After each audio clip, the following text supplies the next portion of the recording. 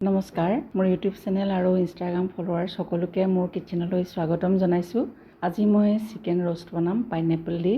আহকচোন চাওঁ মোৰ এই ৰোষ্ট বনাবলৈ প্ৰয়োজন হোৱা সামগ্ৰী কেইবিধ হ'ল: মিডিয়াম চাইজৰ 12 টুকুৰা মুৰ্গী মাংস, 4টা মিডিয়াম চাইজৰ পিঁয়াজ, 2 টেবুলস্পুন ডালদা ঘি, 2 টেবুলস্পুন আদা নহৰু পেষ্ট, 2 টিস্পুন পাইনএপল জাম, তেজপাত, নিমখ, এটুকুৰা ডালচেনি আৰু হাফ টিস্পুন চেনি।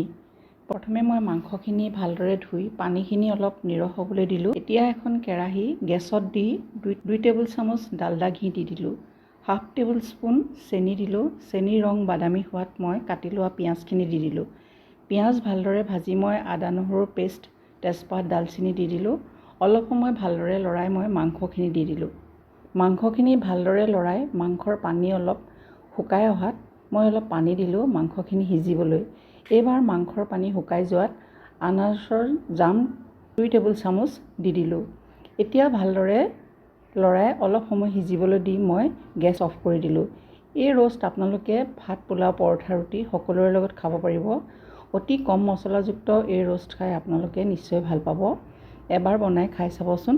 মোৰ ভিডিঅ' চাই আপোনালোকে লাইক, কমেণ্ট কৰিব আৰু ছাবস্ক্ৰাইব কৰিব বুলি আশা কৰিলোঁ। আজিলৈ আহোঁ, ধন্যবাদ।